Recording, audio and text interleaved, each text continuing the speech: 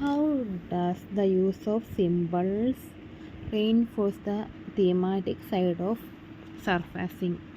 In Surfacing, a novel by Margaret Atwood, the narrator undertakes three basic journeys.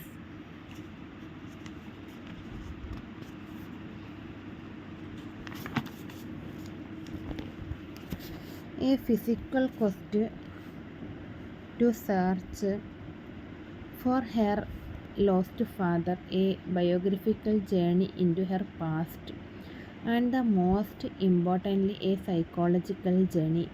The psychological journey allows the narrator to reconcile her past and ultimately leads to the conclusion of the physical journey. In the psychological voyage into her inner self, the narrator, while traveling from cognizant rational reasoning to subconscious dissociated reality, progresses through three stages. In the first stage, the narrator is in touch with reality. She lives and exists in a state of mind known in Freudian psychology as the ego.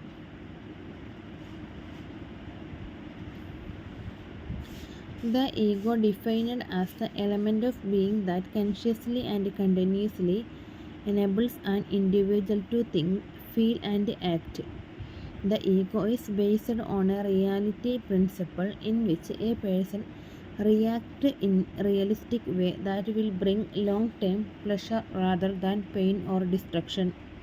Paul's wooden barometer, which features a wooden man and woman inside, becomes an unfortunately accurate emblem of marriage for the narrator. The narrator's shifting assessment of the barometer traces her shifting attitudes towards marriage. Initially, the narrator views the barometer couple as representative of a simplistic and even empty marriage, and she compares them to Paul and Madame.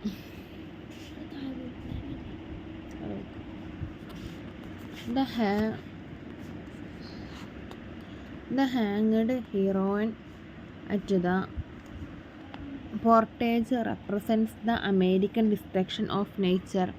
The narrator obsesses over the senselessness of its slaughter, especially that it was hanged and not buried. The heroine's death emphasizes that the narrator defines someone as American based on his or her actions. She condemns any act of senseless violence or waste as distinctly American.